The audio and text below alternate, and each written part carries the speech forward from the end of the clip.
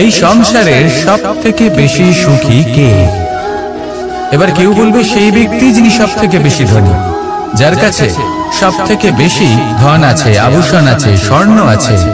কেউ বলবেন কোন রাজ্যের রাজা, কারণ তিনি শাসন করতে পারেন, তার আদেশ ছাড়া কোনো কাজ সম্ভব নয়, ইত্যাদি ইত্যাদি। এর উত্তর যদি আমি দিই, তাহলে এটুকুই বলবো, সংসারের সব থেকে সুখী ব্যক্তি হলেন তিনি যিনি সন্তুষ্ট।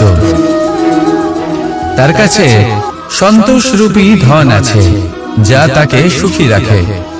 এবারে সন্তুষ্টি সেটা কিভাবে আসে জীবনে?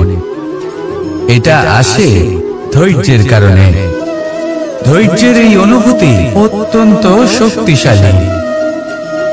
এই ধৈর্যই কিন্তু আমাদের ধরিত্রীকে ধরিত্রী মাতা করে তোলে, কারণ ধরিত্রী মাতা ধারণ করেন, সহ্য করেন, ধৈর্য ধরেন এবং নিজের কর্ম করতে থাকেন। সেটা ধৈর্যই ছিল মাতা সীতার মধ্যে, যা রাবণের অন্ত করে দিল। এই ধৈর্যের কারণেই নারায়ণ কুর্ম অবতার ধারণ করেছিলেন, বড় একটা পর্বতকে পৃষ্ঠে ধারণ করেছিলেন এবং সমুদ্র মন্থনকে সম্ভব করেছিলেন। সেই জন্য সর্বপ্রথম মনের মধ্যে ধৈর্যকে নিয়ে আসুন। এই ধৈর্যই আপনাকে সন্তুষ্টির পথে নিয়ে যাবে, আর এই সন্তুষ্টি আপনাকে লোভ, মোহ এবং লালসার পথ থেকে দূরে নিয়ে সুখের পথে নিয়ে যাবে।